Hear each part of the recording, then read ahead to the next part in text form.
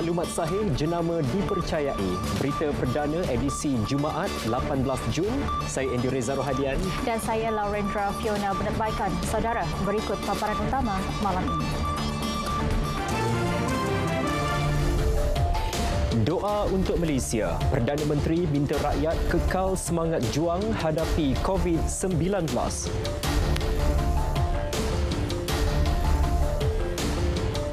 Pelajar bakal duduki STPM 2021 diberi keutamaan terima vaksin bulan depan.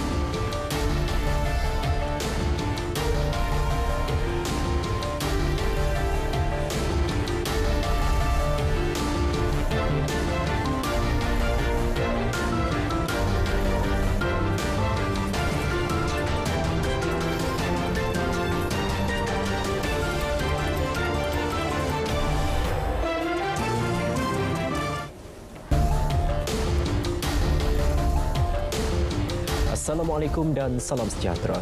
Doa berterusan seluruh rakyat Malaysia mampu mempertingkat dan memperkuat semangat juang seluruh negara mendepani cabaran pandemik COVID-19.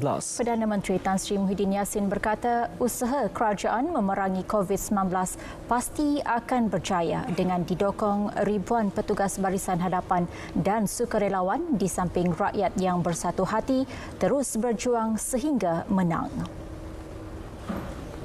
Pastinya doa kita ini akan mempertingkatkan lagi dan memperkuatkan semangat juang kita. Jangan kita rasa lemah semangat. Jangan kita berasa mau berundur atau tunduk kepada apa-apa cabaran yang berat yang sedang pun dihadapi oleh negara kita ini. Tan Sri Muhyiddin berucap selepas program Mega PKRC berselawat di Putrajaya yang diadakan secara maya. Program disiarkan secara langsung di TV1 pagi tadi, turut disertai Menteri di Jabatan Perdana Menteri Hal Ehwal Agama, Dato' Dr. Zulkifli Mohamed Al-Bakri. Selawat dan doa dipimpin Imam Besar Masjid Putra Putrajaya, Iqmal Zaidi Muhammad Hashim dan diiringi Qori Kebangsaan dan Antarabangsa, Ahmad Tarmizi Ali dan Amir Rahman Abbas. Program bertujuan memupuk rasa cinta kepada Rasulullah selain memberi semangat kepada seluruh petugas barisan hadapan supaya tabah dalam perjuangan memerangi COVID-19 sekaligus mendoakan kesejahteraan rakyat dan negara agar dilindungi daripada pandemik itu. Saudara, calon peperiksaan sijil pelajaran Malaysia SPM dan sijil tinggi persekolahan Malaysia STPM 2021 akan menerima dos pertama suntikan vaksin COVID-19 bermula Julai ini. Menteri Penyelaras Program Imunisasi COVID-19 Kebangsaan Hairi Jamaluddin Abu Bakar berkata pemberian suntikan vaksin jenis Pfizer itu akan dijalankan di sekolah masing-masing. Because Menteri Pendidikan wants the option, ini belum diputuskan oleh MKN lagi, tetapi he wants the option to send the exam students tingkatan 5 dan tingkatan 6 back to school mungkin pada akhir bulan Julai ataupun bulan Ogos, bergantung kepada kes-kes penularan. So if that's going to be the case, saya kena bagi suntikan kepada mereka pada bulan Julai. Will it be done in the school? The plan is to use the schools. To use the school as SPDV. Ya, dia pergi sekolah, dia disuntik di sana. Hairi turut memaklumkan pemberian vaksin Kansino yang melibatkan satu dos suntikan akan diagihkan kepada negeri-negeri yang mempunyai penempatan penduduk terpencil yang sukar dimasuki termasuk penempatan orang asli. Mungkin pertengahan bulan Julai kita akan terima penghantaran pertama dan kita akan agihkan kepada negeri lah. So Kansino ni kita akan bagi kepada contoh Sabah, Sarawak, Pahang dan negeri-negeri yang ada kawasan ataupun kawasan kampung yang pedalaman yang susah nak diakses. Khairi menyatakannya selepas mempengerusikan mesyuarat bertindak program imunisasi COVID-19 kebangsaan peringkat negeri Pahang di Kuantan. Turut hadir Menteri Besar Datuk Seri Wan Rosdi Wan Ismail. Pahang akan menerima tambahan bekalan vaksin COVID-19 sebanyak 440,000 dos bermula Julai ini ke arah mencapai sasaran 80% penduduknya divaksin menjelang Februari tahun depan. Ya, sementara itu 91% meliputi 150,934 anggota pasukan penguatkuasaan di bawah Kementerian Dalam Negeri KDN sudah menerima suntikan vaksin COVID-19. Menterinya Datuk Seri Hamzah Zainuddin berkata ia melibatkan anggota PDRM, Jabatan Imigresen, Jabatan Penjara, Rela dan APMM yang sudah menerima sekurang-kurangnya dos pertama. Daripada jumlah itu, 133,781 petugas barisan hadapan di bawah KDN sudah melengkapkan suntikan dos kedua. Bagi melindungi petugas barisan hadapan di KDN, saya nak mengumumkan kerana kita nak memastikan ianya boleh dijalankan dengan lebih lancar. Maka sudah tentu perasaan anggota kita yang di bawah sana, sama ada pematuhannya, sama ada nak jaga SJR-nya, sama ada nak pergi melawat kilang-kilangnya, itu mesti merasakan bahawa diri mereka juga sudah pun diberikan perlindungan.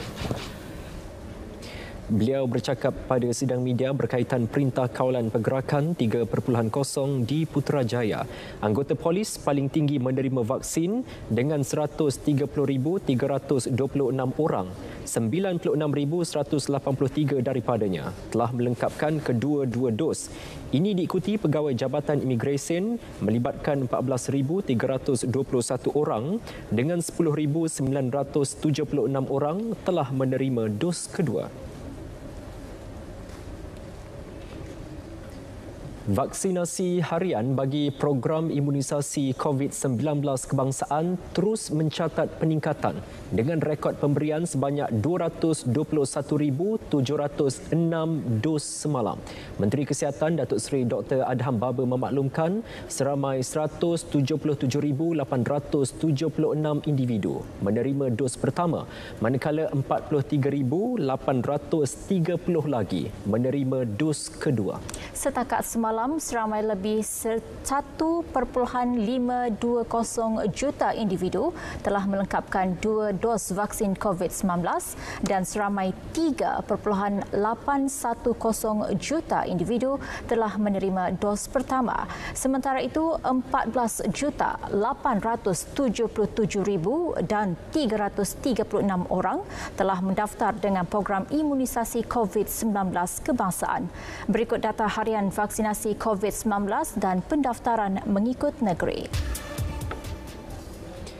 Berusaha mempelajari bahasa isyarat itu antara inisiatif yang dilakukan sukarelawan Pertubuhan Bukan Kerajaan NGO bagi memastikan kelancaran pemberian vaksin kepada golongan orang kurang upaya OKU pendengaran. Suhal Muhammad Nur ada laporannya.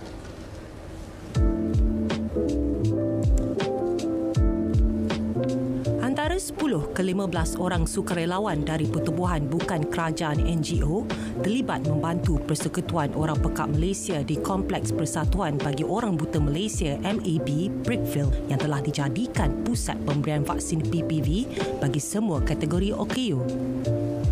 PPV itu telah mula beroperasi sejak 4 Jun lalu. Mereka turut dilatih dalam penggunaan bahasa isyarat bagi memastikan kelancaran proses pemberian vaksin. Kita mula seawal pukul 7 pagi dan hari Rabu lepas kita habis dalam pukul 6 petang. So dia ikut the number of crowd lah yang hadir kan. So kalau smaller crowd mungkin kita habis awal sikit, tapi kita akan tunggu sampai habis. This will be the first time they are exposed to this kind of environment. So we've actually had them to do 1 day crash course on learning basic sign language.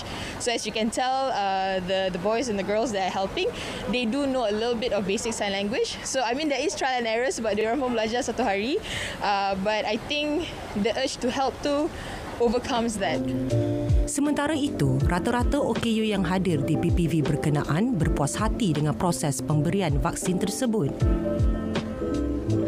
Mulanya memang gementar. Sebab sebelum ni memang banyak orang bagi tahu ada yang bagus, ada yang tak bagus, ada kesannya yang begitu begini. Buatkan saya pun rasa macam yang kami kalangan warga Pekat pun bincang-bincang. Macam mana ni, betul ke? Tapi saya saya memang merasakan keyakinan diri itu yang penting. Sebab itu saya terus datang sebab saya rasa saya perlu divaksin untuk menjaga keselamatan saya dan semua orang. Memang saya rasa begitu bagus sekali dan kita juga memang menghargai bantuan Persekutuan Orang Pekat Malaysia dan juga perkhidmatan jurubahasa yang disediakan. Terima kasih sebab memudahkan kami. Seramai 600 OKU pendengaran yang berdaftar telah diberi suntikan vaksin setakat ini. Sama seperti insan lain, golongan orang kurang upaya ini juga tidak terkecuali daripada risiko jangkitan COVID-19. Justru mereka diberikan hak yang saksama untuk mendapatkan suntikan. Usaha ini juga dapat membantu hasrat kerajaan dalam mencapai 80% penduduk dewasa akan diberikan suntikan menjelang akhir tahun ini. Lindung diri, lindung semua. Laporan Suhal Muhammad Nur untuk Berita Artian.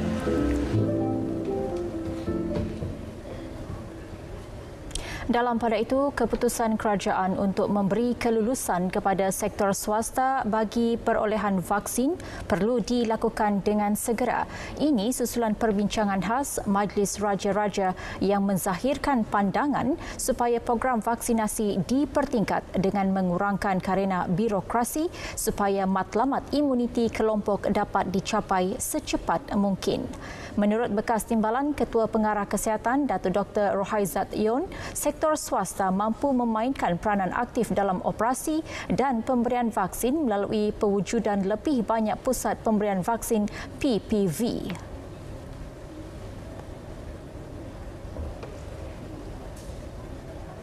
Maka sektor swasta wajar dipertimbangkan untuk diberikan kebenaran membuat perolehan atau membuat pembelian vaksin daripada syarikat pembekal luar negara tetapi melalui kerajaan. Dengan ini, kuantiti bekalan vaksin akan dapat dipertingkatkan dan masa yang singkat dapat kita buat untuk mencapai sasaran imuniti kelompok 80% yang dicapai dengan lebih pantas. Sementara itu, Presiden Persatuan Pakar Perubatan Awam Malaysia, Datuk Dr. Zainal Arifin berkata, ketetapan bagi penglibatan pihak swasta untuk kelulusan perolehan vaksin tepat dan relevan.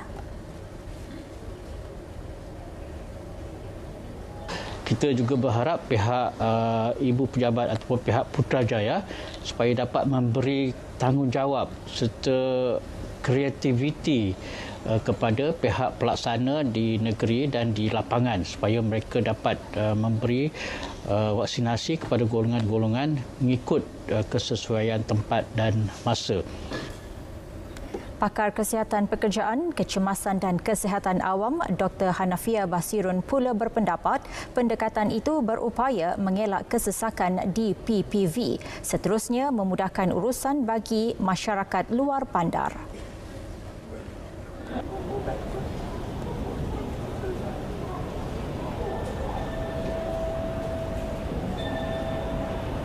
Jikalau kita ada peluang ataupun akses untuk mendapatkan vaksin, contohnya di klinik-klinik swasta berdekatan ataupun hospital yang berdekatan dengan rumah dengan nilai harga yang sesuai, makanya pada saya tak salah untuk kita pergi membenarkan pihak swasta membeli dan juga memberikan vaksin kepada rakyat yang mampu untuk mendapatkan vaksin. Ini disebabkan oleh kita tak nak terlalu lambat untuk kita mencapai herd immunity. Sepatutnya kita kena capai dalam masa 6 bulan. Baru-baru ini, Menteri Penyelaras Program Imunisasi COVID-19 Kebangsaan Hairi Jamaluddin menyasarkan sebanyak 1,000 klinik swasta akan dijadikan PPV sebelum 30 Jun ini. Baik saudara, berita perdana diteruskan dengan laporan situasi terkini COVID-19 dalam negara. Buat hari ke-12 berturut-turut, jumlah kes sembuh mengatasi kes baharu dengan 6,861 kes sembuh direkodkan hari ini berbanding 6,440 kes baharu. 74 kes kematian turut dilaporkan menjadikan jumlahnya kini 4,276, manakala 23 lagi kluster baharu turut dikesan. Berikut statistik harian COVID-19 dalam negara diikuti jumlah kes mengikut negeri.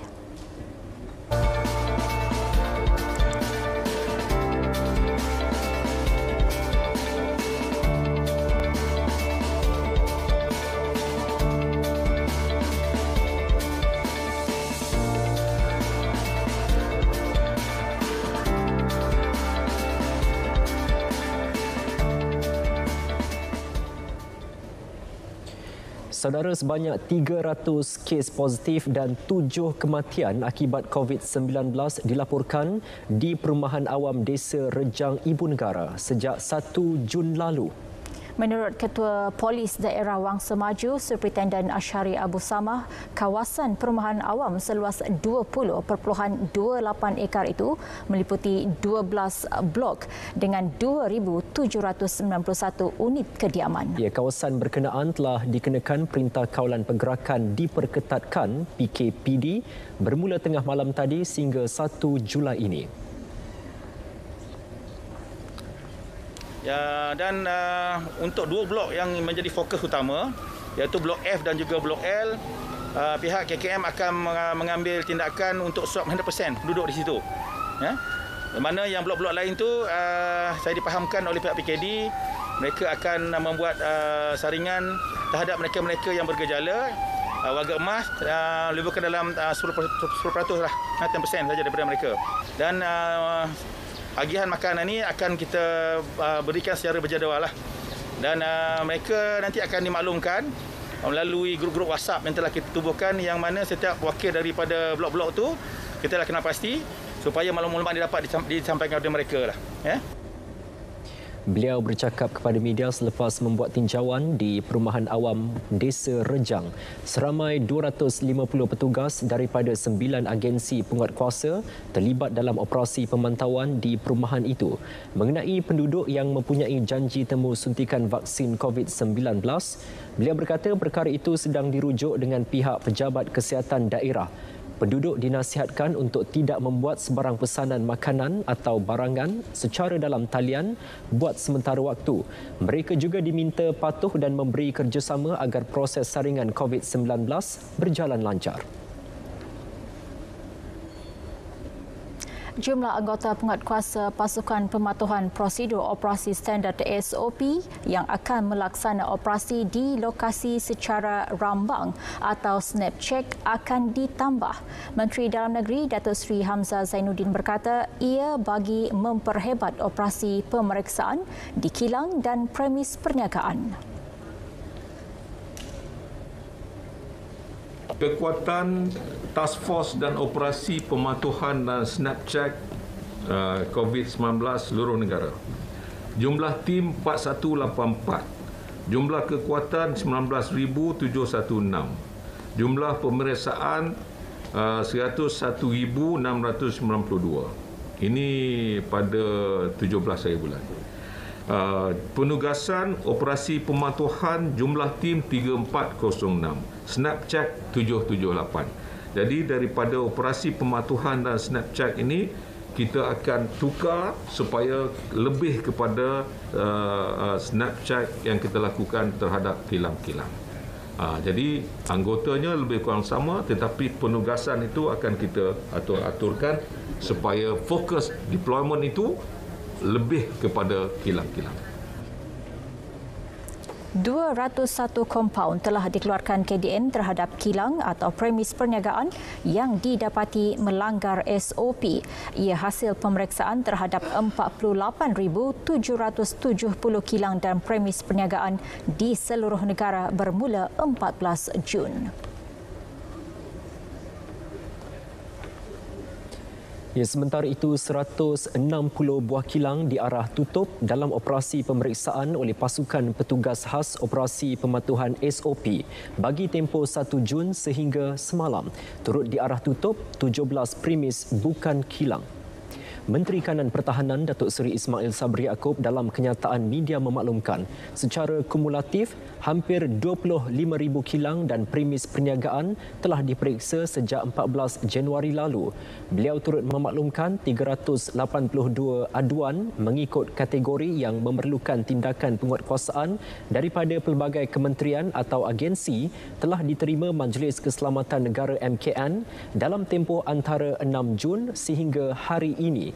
Jumlah aduan tertinggi direkodkan melibatkan pelanggaran arahan had peratusan kehadiran pekerja ke premis pekerjaan iaitu sebanyak 98 aduan. Tidak termasuk perkhidmatan perlu 77 aduan dan 60 aduan bagi kategori ketidakpatuhan SOP AM.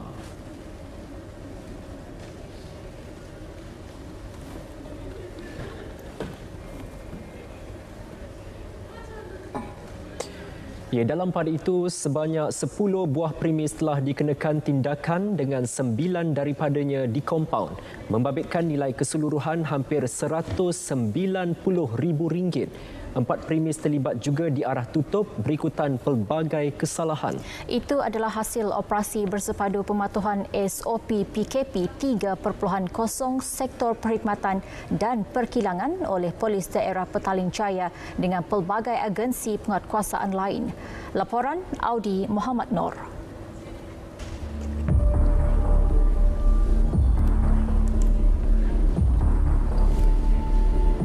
Operasi bersepadu ini bermula pukul 10 pagi diketuai Ketua Polis Daerah Petaling Jaya ACP Muhammad Fakhruddin Abdul Hamid melibatkan 106 petugas termasuk polis dan anggota pelbagai agensi. Menurut beliau, fokus utama operasi tersebut dengan memberi penekanan kepada aspek pengesahan kebenaran beroperasi ke atas premis serta kilang dan pematuhan SOP dalam premis serta kilang. Salah satunya, dia telah membuat permohonan, dia beritahu dia adalah syarikat electrical product. Tetapi apabila kita menjalankan pemeriksaan, sebenarnya dia adalah kilang recycle. Dan satu lagi dia adalah beritahu dia mengeluarkan produk untuk kesihatan, tetapi apabila kita pemeriksaan dia adalah kilang untuk kosmetik. Operasi kita akan terus berterusan bersama dengan agensi lain supaya kita dapat mengenali mana-mana syarikat yang telah menyalahgunakan surat-surat yang dikeluarkan oleh MITI untuk kebenaran beroperasi. 3 buah kilang masing-masing dikenakan kompaun RM50,000 dan diarahkan tutup kerana menjalankan operasi ketika Perintah Kawalan Pergerakan PKP 3.0 walaupun tidak tersenarai sebagai perkhidmatan perlu. Manakala sebuah lagi kilang dikenakan amaran dan diarah tutup. ACP Muhammad Fakhruddin sekali lagi menegaskan kepada pengusaha-pengusaha kilang dan pemilik premis perniagaan supaya sentiasa peka dengan arahan yang dikeluarkan oleh kerajaan serta mematuhi SOP yang ditetapkan.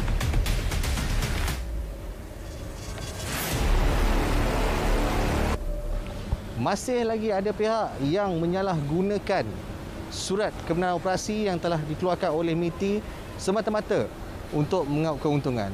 Persoalannya, adakah keuntungan yang dicari ataupun keselamatan dan juga nyawa pekerja yang lebih utama? Jawapannya ada pada diri anda sendiri. Ingat, kita masih lagi berperang dengan COVID-19 ini. Keangkuhan dan kedegilan akan membawa padah. Audi Muhammad Noor, Berita RTM.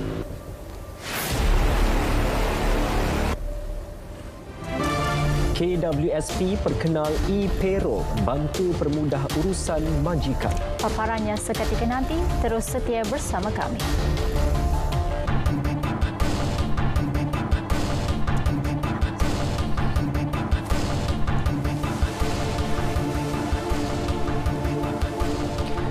Bersua kembali.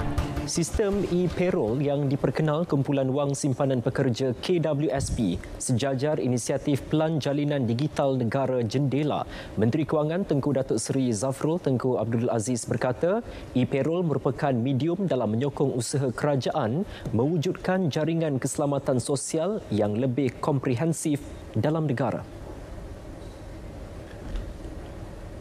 Dengan kita berganding bahu bersama-sama, pendigitalan ini akan dapat membantu mengurangkan kos perniagaan serta memudahkan operasi. Bagi industri PKS dan para usahawan, penggunaan inisiatif e-payroll akan dapat mengurangkan kos operasi dan mengoptimumkan sumber manusia sedia ada. Tengku Datuk Seri Zafrul berkata demikian dalam ucapan perasmian pelancaran e-payroll KWSP secara maya. Jendela di bawah rancangan Malaysia ke-12 merupakan platform penambahbaikan komunikasi digital negara dan akan dilaksanakan secara berfasa sehingga 2025. Ia bagi memperluas liputan jalur lebar mudah alih. Ya, terdahulu KWSP lancar perkhidmatan digital e-payroll bagi membantu majikan, khususnya majikan perusahaan kecil dan sederhana PKS. Usaha itu untuk memudahkan para majikan yang menggunakan iAccount majikan tetapi tidak mempunyai sistem penggajian digital. Pengurusi KWSP Tan Sri Ahmad Badri Muhammad Zahir menyatakan e-payroll membolehkan majikan menyimpan rekod pekerja mereka secara digital termasuk gaji. Selain itu, sistem digital itu juga meningkatkan kecekapan proses sekaligus mengurangkan masa menguruskan aktiviti-aktiviti yang berkaitan kewajipan berkanun.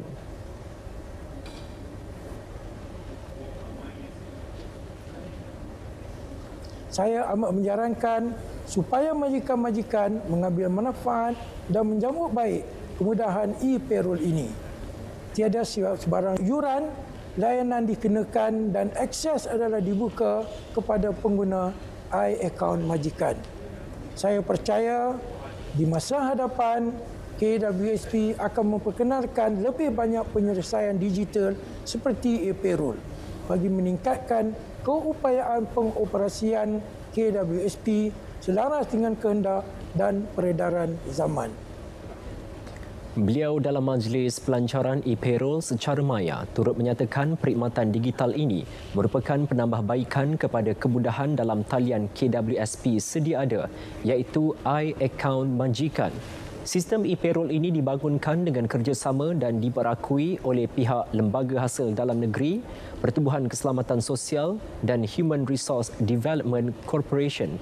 Setakat ini, 600 PKS telah mendaftar dalam sistem e-payroll. Baik saudara, bersua kembali. Seterusnya kita akan ke edisi sukan bersama rakan penyampai Ifah Hazim. Silakan.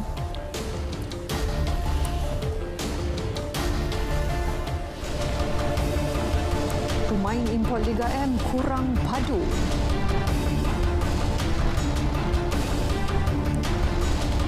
Belgium cuak sebelum menang.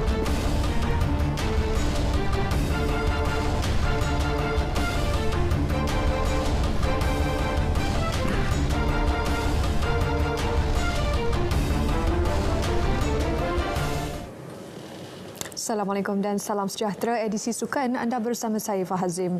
Persatuan Bola Sepak Malaysia FAM digesa memberi fokus kepada pembangunan pemain di peringkat akar umbi dan bukannya mengambil jalan singkat dengan mempertaruhkan khidmat pemain naturalisasi. Bekas pemain kebangsaan Datuk M. Karatu berkata, tindakan memberi taraf kerakyatan kepada pemain kurang menyelah dalam Liga Malaysia Liga M sebenarnya tidak banyak membantu dalam pembangunan skuad kebangsaan. Karatu yang pernah beraksi untuk pasukan kebangsaan sekitar era 60-an turut mempersoalkan kualiti pemain import dalam saingan Liga M. Menurut Karatu, kebanyakan pemain import Liga M ketika ini adalah dalam kalangan mereka yang ditolak daripada beraksi dengan pasukan kebangsaan masing-masing dan juga klub-klub di benua Amerika Selatan serta Eropah.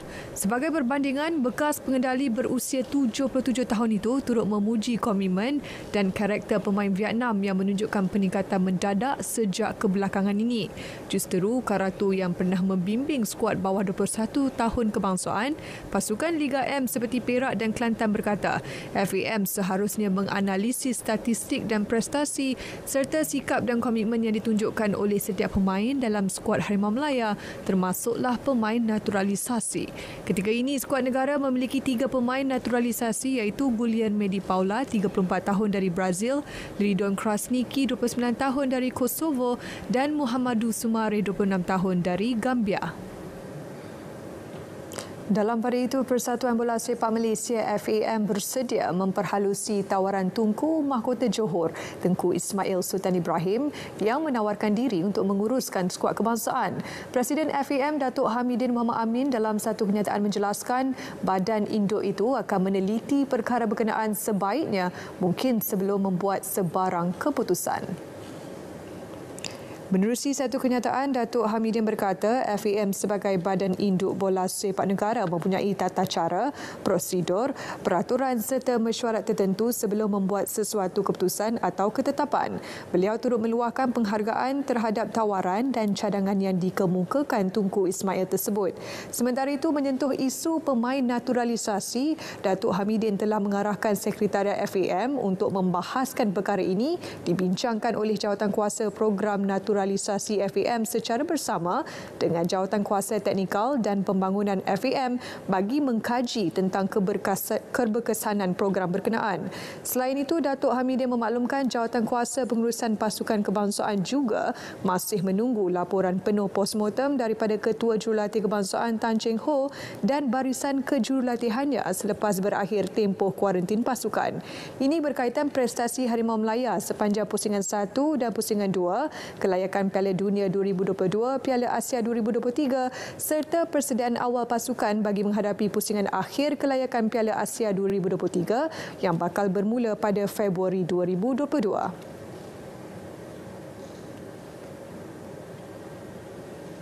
Pemain sayap Harimau Melaya Safawi Rashid memohon maaf di atas tindakan keterlaluannya meraihkan jaringan ketika skuad negara menewaskan Thailand 1-0 dalam aksi terakhir kumpulan G pusingan kedua kelayakan Piala Dunia 2022, Piala Asia 2023 Rabu lepas. Melalui laman sosial Twitter dan Instagramnya, Safawi menyatakan rasa syukur dan berterima kasih kepada para peminat yang sentiasa menyokong dirinya dan pasukan. Malah pemain berusia 24 tahun kelahiran Dungun Terengganu itu turut berjanji tidak akan mengulangi kesilapannya lagi. Pada aksi bertemu skuad Gajah Perang, Safawi muncul wira Malaysia apabila berjaya menjaringkan gol kemenangan menerusi penalti di babak kedua perlawanan. Bagaimanapun, gelagatnya yang membuat gaya menekan pad kekunci dan meletakkan jari telunjuk di bibir semasa meraihkan jaringan tersebut dianggap seperti mengejek kritikan peminat negara ke atasnya. Kritikan itu dilemparkan ke atasnya susulan prestasi dan pencapaian kurang memberansangkan yang ditunjukkan pemain berkenaan pada musim ini. Kali terakhir pemain Johor Darul Takzim itu menghasilkan jaringan buat Harimau Melaya adalah pada 2019 ketika kemenangan 2-0 ke atas Indonesia. 8 atlet olahraga negara kini sudah bersedia menghadapi cabaran di kejohanan Kosanov Memorial bermula esok dalam misi melayakkan diri ke Sukan Olimpik 2020 Tokyo Julai depan. Pengurus pasukan Datuk Wan Hisham Wan Salih berkata, skuad olahraga yang diketuai atlet lompat tinggi Lee Hap Wei telah melakukan latihan pemanas badan sejak semalam dan bersemangat tinggi untuk mencatat keputusan terbaik di Almaty, Kazakhstan. Hap Wei 31 tahun menjadi sandaran utama untuk memburu tiket ke Tamasya Olimpik berdasarkan kedudukannya dalam ranking olahraga dunia.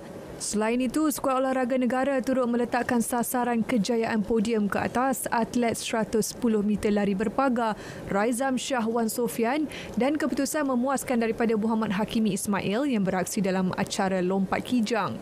Hap Wei yang merupakan juara Asia 2007 dan pemenang 3 pingat emas Sukan C adalah atlet terbaik Malaysia dalam ranking atlet olahraga dunia yang dikemas kini pada 15 Jun sekaligus diletakkan harapan untuk mewakili negara di Tokyo. Tokyo. Atlet kelahiran Selangor itu pernah menyertai Sukan Olimpik Beijing 2008 dan London 2012 serta menghuni ranking ke-20 dunia dengan 1,235 mata.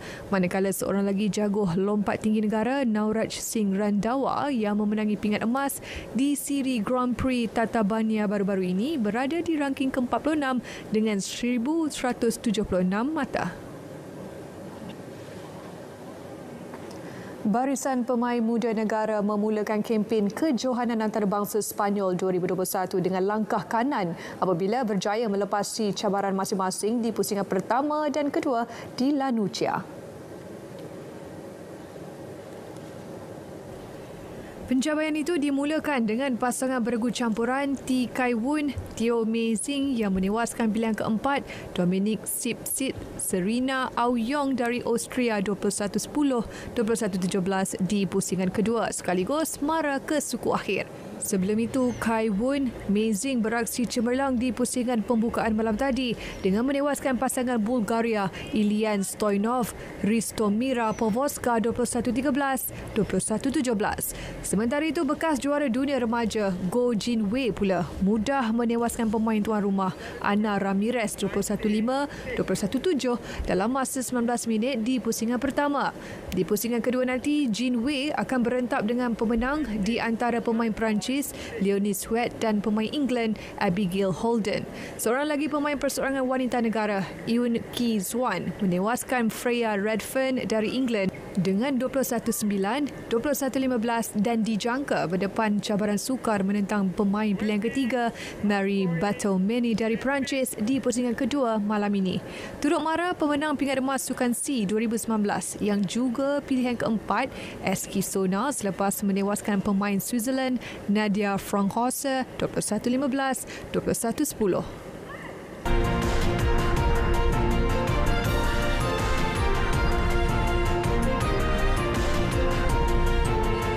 Bersua kembali. Malaysia dan Mesir bersedia memperkukuh kerjasama dan hubungan dua hala, terutama dalam aspek politik dan ekonomi. Hasrat itu disuarakan pemimpin kedua-dua negara menerusi sesi perbincangan yang diadakan secara sidang video semalam. Perdana Menteri Tan Sri Muhyiddin Yassin berkata sudah tiba masanya untuk Malaysia mengerat dan menyemarakkan semula hubungan dengan Mesir. Hasrat itu disambut baik Presiden Mesir Abdel Fattah al-Sisi yang turut menyarankan perbincangan antara pemimpin tertinggi kedua-dua negara dilakukan segera. Tan Sri Muhyiddin mengesyorkan Malaysia dan Mesir menandatangani perjanjian kerjasama ekonomi komprehensif bagi memperkukuh hubungan perdagangan dan masa hadapan. Sebagai antara negara pengimport minyak sawit, Malaysia yang terbesar di Afrika, Perdana Menteri menggalakkan Mesir meningkatkan import komoditi berkenaan. Mesir merupakan rakan dagang Malaysia yang terbesar di rantau Afrika Utara dengan nilai dagangan RM2.06 bilion tahun lalu. Perbincangan turut menyentuh isu-isu serantau dan antarabangsa, khususnya situasi terkini di Palestin. Malaysia memuji peranan konstruktif Mesir sebagai broker dalam perjanjian gencatan senjata antara Palestin dan Israel. Kerajaan Mesir turut menyatakan kesediaan membantu Malaysia menyalurkan bantuan kemanusiaan dan perubatan ke Palestin menerusi sempadan Rafah yang menghubungkan Mesir dan Gaza.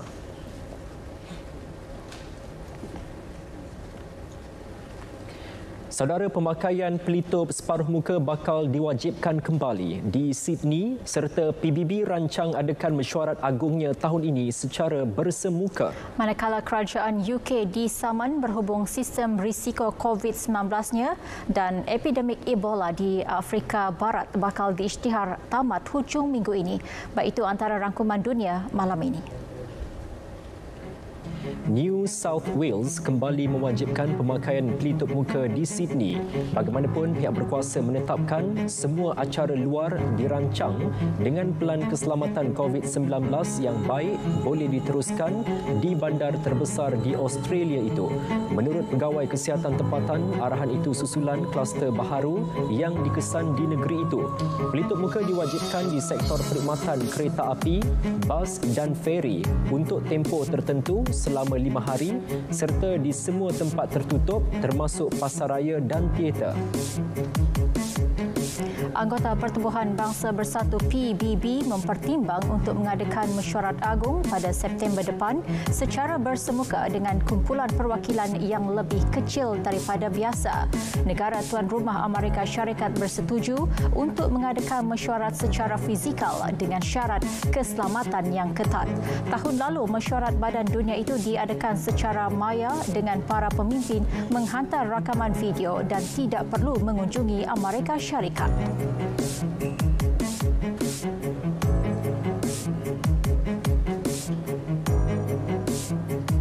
Syarikat Penerbangan Tambang Murah Island, Ryanair dan Kumpulan Lapangan Terbang Manchester (NEG) dijangka menyaman Kerajaan United Kingdom berhubung sekatan perjalanan COVID-19. Tindakan guaman itu bertujuan mendapatkan ketelusan bagaimana destinasi dikelaskan dalam sekatan perjalanan tersebut. Sistem risiko COVID-19 di UK menilai destinasi sebagai hijau, kuning atau merah untuk menentukan kuarantin dan syarat-syarat ujian apabila pelawat kembali semula ke negara. Bagaimanapun, kedua-dua pihak mendakwa sistem itu kucar-kacir. Guinea dijangka mengumumkan berakhirnya epidemik Ebola di negara Afrika Barat itu esok.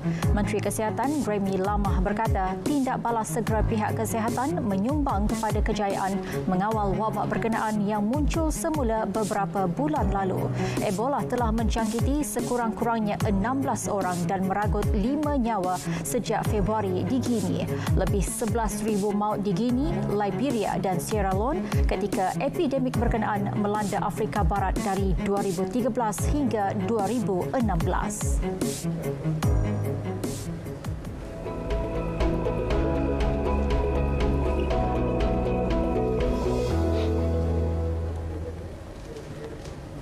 Baiklah, Assalamualaikum dan salam sejahtera. Pada ketika ini, negara kita menerima pengaruh angin daripada arah barat daya dengan kelajuan yang agak lemah, sekitar 10 hingga ke 20 km sejam. Dan dengan keadaan angin yang kurang signifikan, buat masa kini, Met Malaysia tidak mengeluarkan sebarang amaran angin kencang serta lok bergelora di mana-mana kawasan perairan di rantau negara kita. Baik, kita akan beralih kepada paparan gemerada bagi melihat apa yang berlaku sebenarnya pada ketika ini. Di semenanjung Malaysia, pada ketika ini, hujan berserta ribut petir di 1-2 tempat kini sedang berlaku melibatkan utara semenanjung Malaysia, terutamanya di negeri Kedah, di negeri Perak, di bahagian barat di negeri Kelantan dan juga di bahagian utara negeri Pahang. Hujan yang berlaku ini kita jangkakan akan beransur reda menjelang ke lewat malam nanti. Selain daripada itu juga, hujan di 1-2 tempat kini juga berlaku di daerah Hulu Langat dan selari dengan angin daripada arah tenggara. Hujan yang berlaku di Hulu Langat Selangor ini akan bergerak perlahan menghala ke arah barat laut. Jadi beberapa daerah di Selangor seperti Gombak, Petaling serta di wilayah Persekutuan Kuala Lumpur akan mengalami hujan tidak lama lagi dan kita jangkakan ini akan beransur reda dalam tempoh 1 hingga ke 2 jam sahaja. Di negeri lain buat masa kini tiada hujan yang berlaku pada ini, lebih kepada dalam keadaan mendung sahaja. Baik, kita akan beralih ke paparan gemerada bagi negeri Sabah dan Sarawak. Keadaan yang berbeza berlaku di negeri Sabah dan Sarawak pada kini. Hujan yang berlaku pada awal petang tadi masih lagi terus berlaku melibatkan negeri Sabah. Hujan berserta ribut petir di kebanyakan tempat kini sedang berlaku melibatkan di bahagian Kudat, di bahagian pantai barat, di bahagian pedalaman serta di wilayah Persekutuan Labuan. Hujan yang berlaku ini kita jangkakan boleh berlanjutan sehingga ke awal pagi nanti. Jadi pada orang ramai diharapkan lebih berhati-hati kerana hujan yang berlaku secara berterusan boleh menyebabkan banjir di kawasan berkedudukan rendah. Bagi negeri Sarawak pada kini, hujan berserta ribut petir juga sedang berlaku, namun ianya lebih tertumpu di bahagian Kuching, di bahagian Serian, Samarahan, Seri Aman, Betong, Sarike, di bahagian Kapit, juga di bahagian Limbang dan juga di bahagian Miri. Hujan ini kita jangkakan akan beransur reda menjelang ke lewat malam nanti. Baik, fenomena garis badai sememangnya sinonim ketika monsun barat daya.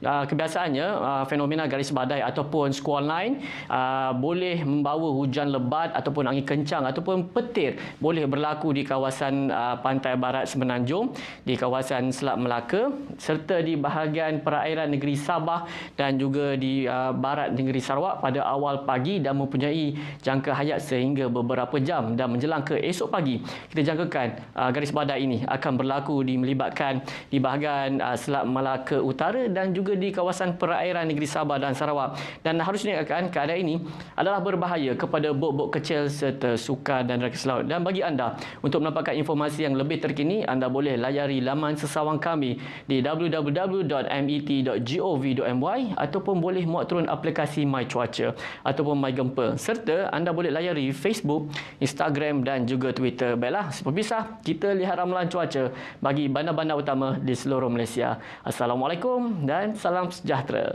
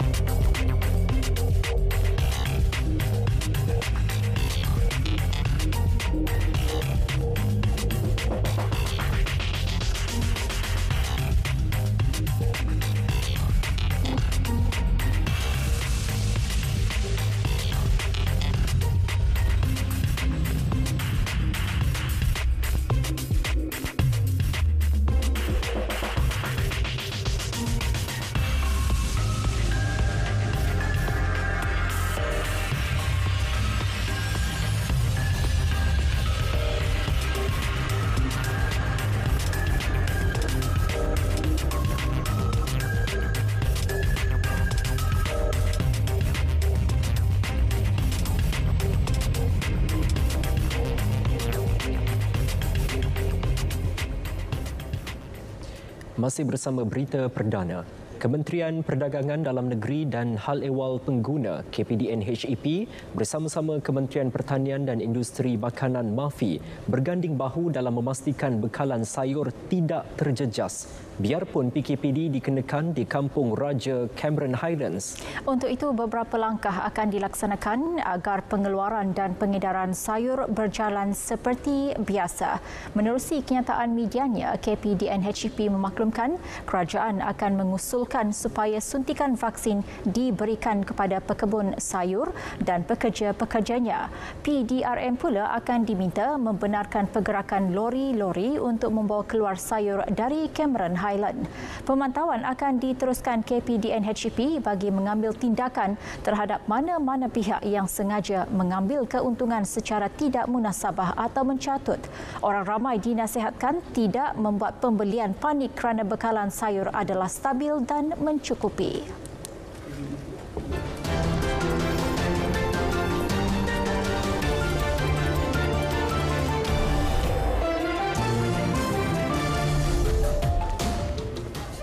Perkongsian TikTok seorang wanita di Indonesia, Ariana Ria, 21, mengenai bayinya yang makan seekor lipas sehingga tinggal kaki saja menjadi tular dengan jumlah tanda suka sebanyak 155,000. Jelas Ariana, dia tidak sedar lipas itu berada di tempat anaknya sedang bermain. Sebaik saja dia sedar, anaknya sudah makan lipas berkenaan sehingga tinggal kaki saja. Malah tangan bayinya juga melekit setelah memegang dan memakan serangga itu. Suaminya yang terkejut dengan insiden tersebut segera mencuci mulut anaknya. Ramai warganet menyuruh Ariana membawa bayinya ke hospital. 3 rakan serumah yang sedang berehat di ruang tamu dikejutkan dengan bunyi cawan pecah di rumah. Difahamkan ketika kejadian hanya mereka bertiga sahaja di rumah itu. Menerusi satu perkongsian video di TikTok yang dibuat naik oleh Ahmad Syazwan, kejadian mistik itu berlaku di rumah sewa mereka di Shah Alam, Selangor. Ahmad Syazwan berkata ini kejadian ketiga sepanjang tinggal di rumah itu. Bagaimanapun, dia dan rakan serumah tidak mahu mengaitkannya dengan perkara mistik. Misteri bau busuk di sebuah rumah akhirnya terbongkar apabila pemiliknya menemukan seekor musang yang besar mati di siling rumah. Mereka sekeluarga mula perasan apabila air berwarna coklat seperti air karat yang busuk mula menitik sehingga terkena pada kepala penghuni rumah. Pemilik rumah bertindak memecahkan siling sebelum menemui bangkai musang yang sudah mati dipercayai dalam 2 atau 3 hari lepas. Ya, saudara, paparan hashtag itu menutup tirai berita perdana edisi 18 Jun. Tenang dan waspada. Terus patuhi SOP untuk memutuskan rantaian jangkitan COVID-19. Juga teruskan berdoa untuk keselamatan dan kesejahteraan kita semua. Dengan itu, Assalamualaikum. Salam sejahtera.